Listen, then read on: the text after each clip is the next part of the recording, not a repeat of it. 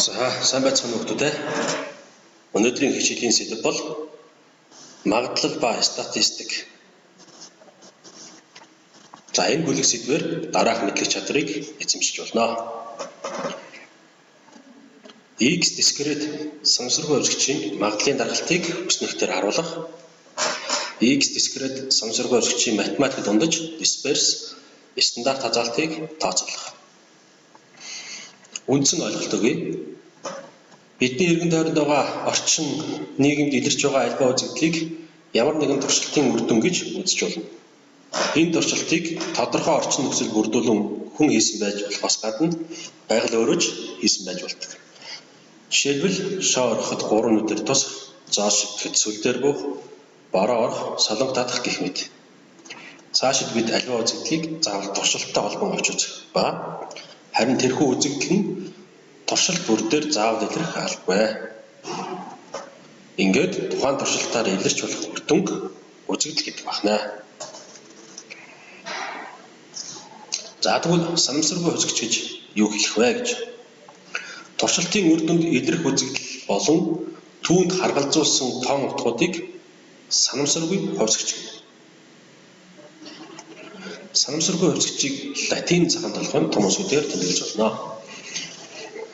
За мөн авчвал утгуудын алийг нь авахыг туршилт хийхээс өмнө хэлэх боломжгүй. Жишээлбэл шоо ороход 1, 2, 3, 4, 5, 6 гэсэн нүднүүдийн аль нь боохыг туршилтын өмнө хэлэх боломжгүй. Иймд эдгээр 6 утга санамсаргүй хувьсгч болно. Тодорхойлбол X-ээр 3-аас ихгүй тоотой талаараа буух үзэгдлийн тоог тэмдэглэвэл X-ийн авчрах утгууд нь 1, 2, 3 байж болно. Дискрет санамсаргүй хувьсгч гэж юу хэлэх вэ? Хэрв санамсаргүй хувьсгчийн авах тоон утгынх нь тоошрохыг төгсгөлөг бол дискрет санамсаргүй хувьсгч гэдэг. Жишээлбэл мөнгө хаях туршилтыг 3 удаа хийхэд хэдэн сүл дээрээ тусах хэсгийг сонирх юм. Сүл дээрээ тусахгүй байж болно. Сүл дээрээ 1 удаа тусч болно. Сүл дээрээ 2 удаа тусч болно. Сүл дээрээ 3 удаа тусч болно. Эдгээрийг товчоор жагсаан бичвэл дараах үр дүн харагдана. За гаргасан үр дүнгээ ашиглан санамсаргүй хувьсгчийн утга бүр дээрх харгалзах магадлалыг олъё. За эхнийх нь X тэнцүү тэг буюу сүл дээрээ тусахгүй байх үзэгдлийн магадлал бол 8-1 байна. Өөрөөр хэлбэл дээрх 8 үзэгдлээс сүл дээрээ тусахгүй үзэгдэл гэдэг бол гуруула тоогоор тусна гэсэн. Өөрөөр хэлбэл T ганцхан байна. Ингээд 8-1 байна.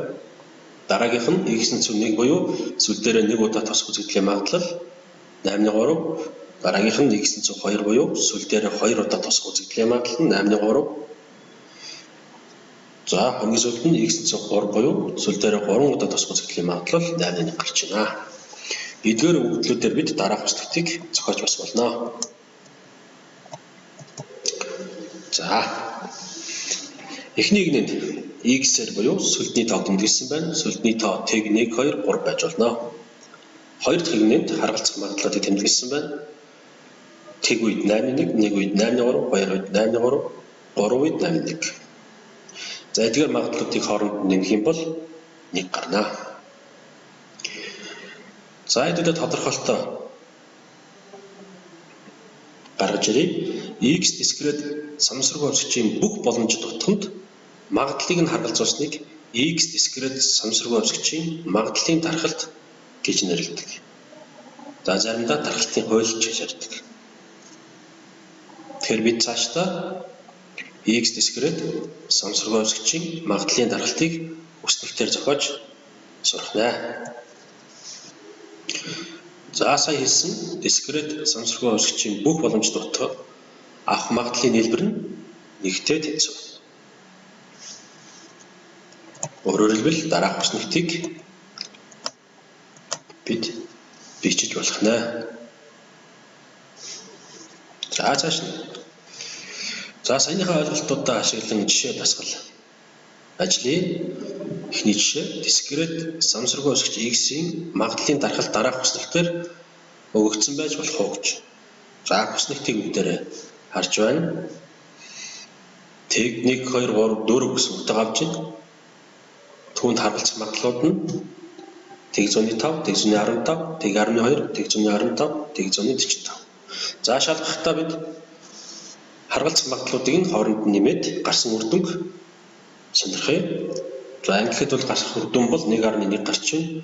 Энэ нь өөрөө нэгээс ялгаатай буюу 1 гарахгүй байгаа тул дараах хүснэгтэр бол дээр хүснэгтэр магадлалын дархалтаа хөдөж болохгүй даа.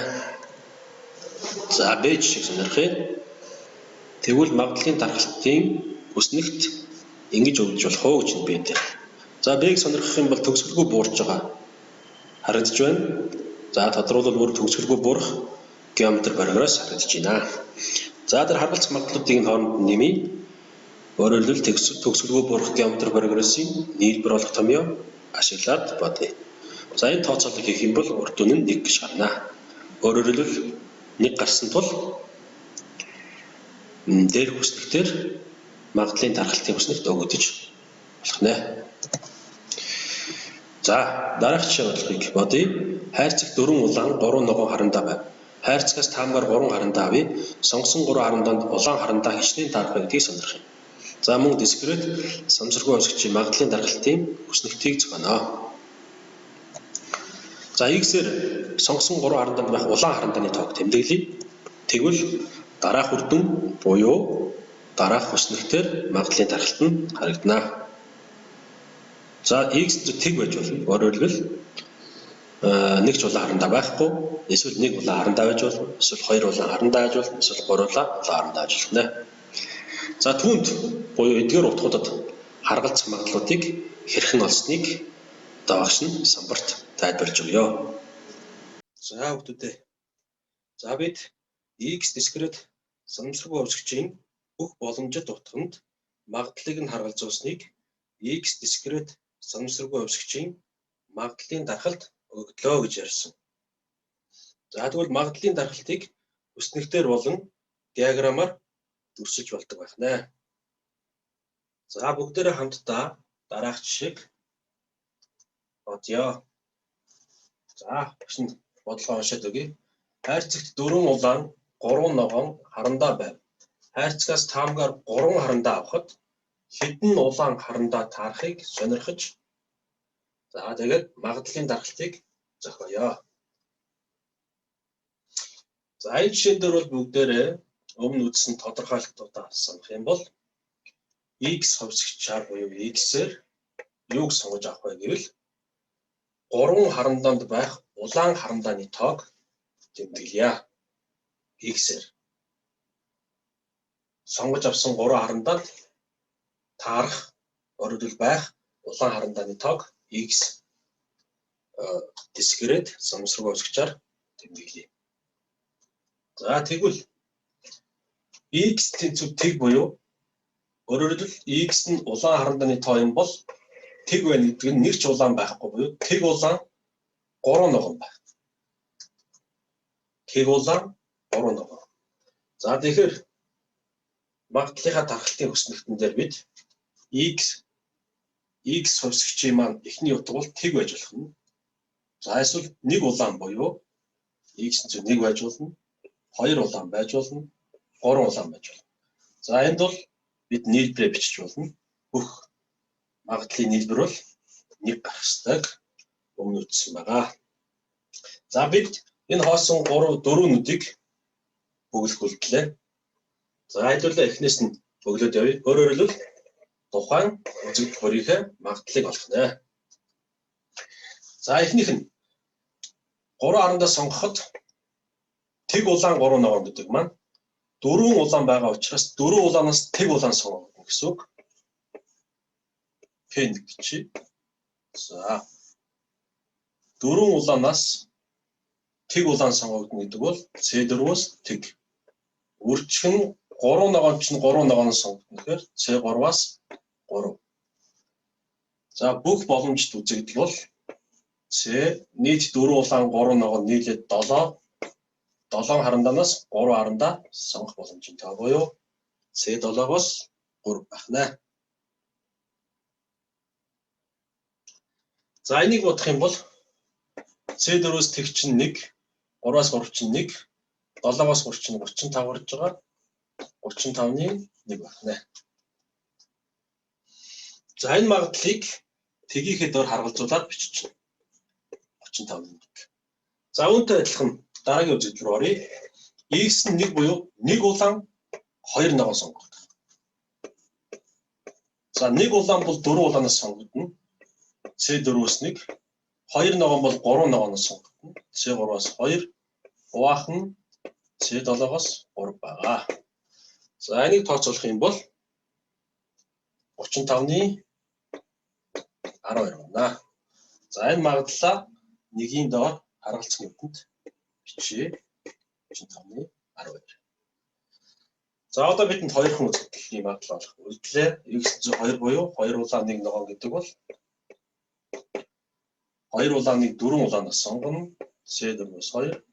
Үржих нь 1 ногооныг 3 ногооноос сонгоно. C3-аас 1. Уваахан C7-оос 3. За энийг тооцоолоод гаргачих юм бол 35-ны 18 гэж. За энэ нүдэнд 35-ны 18 байна. За сүүлийн үзэгдэл X3 буюу 3 улаан тэг ногоон сонгогдох. Тэгээд 4 чи 3 улаанаа бид 4 улаанаас сонгох учраас C4-өөс 3. Тэг ногооноо 3 ногоон сонгох учраас C3-аас тэг. Уваахан C7-оос. За энэ магадлалыг тооцоолох юм бол 35-ны 4 гарах нэ. За 35-ны 4 энд биччихнэ. За ингээд бид бол ерөнхийдөө X санамсаргүй хувьсгчийн магадлалын даргалтыг хүснэгтэр зөрчилжлээ. За энэ дээр яг нэмээд шалгаад үзэхэд энэ X-ийн утга бүр дээр харгалцсан магадлалуудыг нэмээд үзэхэд 1 гарах ёстой. За энд бол нэмээд үзэхэд бол 1 гарч ийн тийм ээ. За ингэж одоо X санамсаргүй хувьсгчийн магадлалын даргалтыг зохиож болох нэ.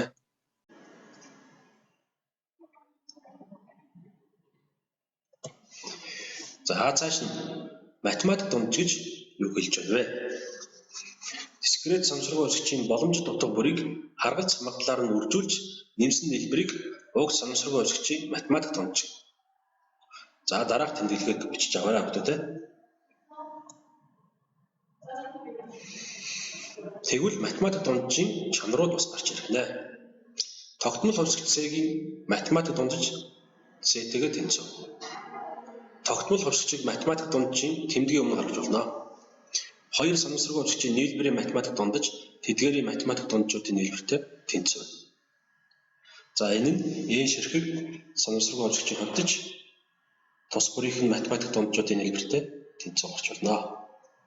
Хамааралгүй хоёр санамсаргүй хувьсгчийн үржүүрийн математик дундаж тэдгээрийн математик дундчуудын үржүүртэй тэнцв.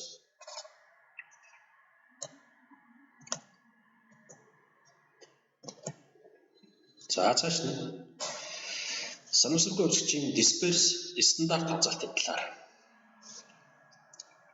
За санамсаргүй хувьсгч X-с түүний математик дунджийг хасахад гарах ялгуурыг санамсаргүй хувьсгч X-ийн математик дунджаас хазаалт гэдэг.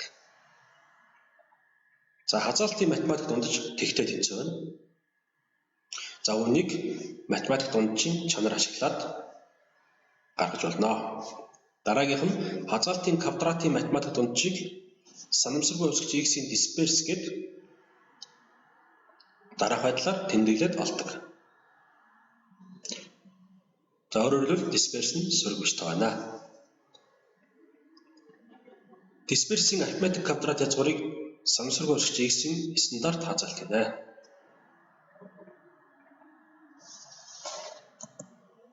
За цааш нь тэгвэл дисперсийн чанарууд бас гарч ирнэ. Тогтмол хувьсгчийн дисперс тэгтэй тэнцв. Дараагийнх нь тогтмол хувьсгчийг дисперсийн тэмдгийн өмнө гаргахдаа квадрат зэрэг дэвшүүлэн гаргана. Хамааралгүй хоёр санамсаргүй хувьсгчийн нийлбэрийн дисперс тэдгээрийн дисперсийн нийлбэртэй тэнцв байна. За бид дисперсийг олохдоо дараах томьёог ашиглана.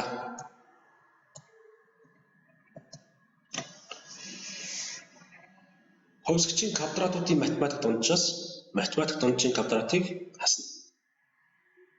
За энэ томьёоны баталгааг бол математик дунджийн чанар ашиглаад дараах байдлаар гаргана.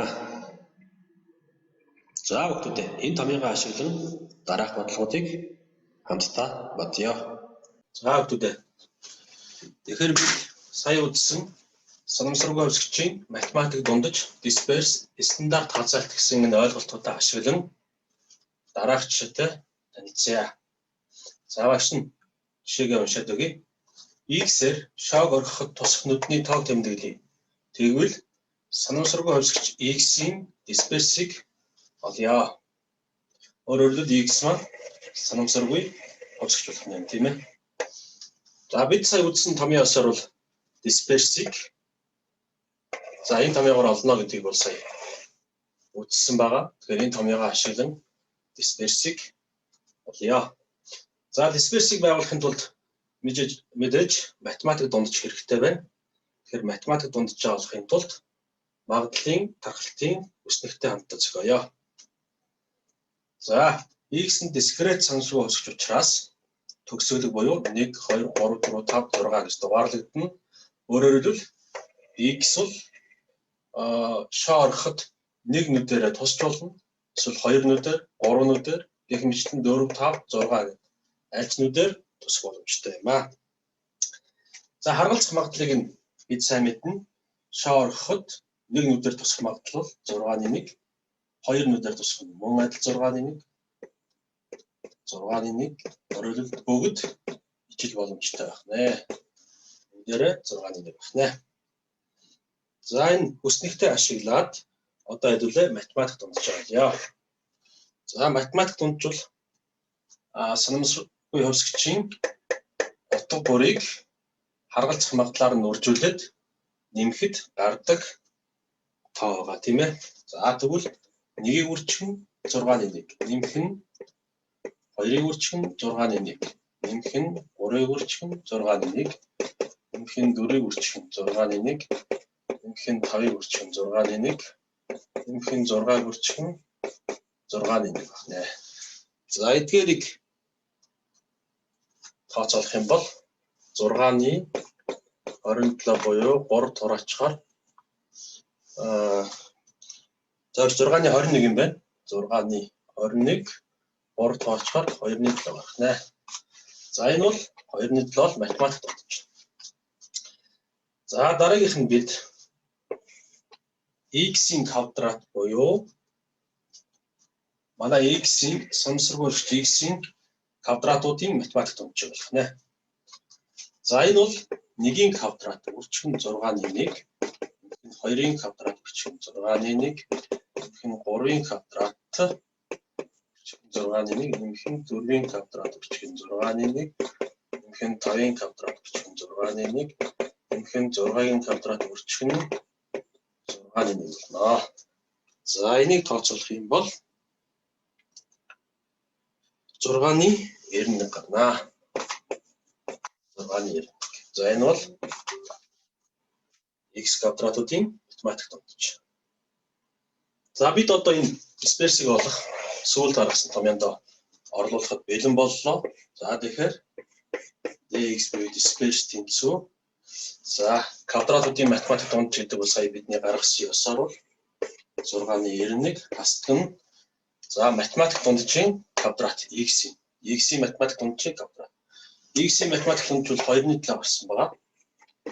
2-ны 7-гийн квадрат байна. Ингээд 6-ны 91-ээс хасдаг нь 4-ний 40-с гэсэн үг. За энийг бол хасахаар 12-ны 35 байна. За 12-ны 35 бол манай жишээний disperse буюу шог орхиход тусах нүднүүдийн disperse болж таарах нэ.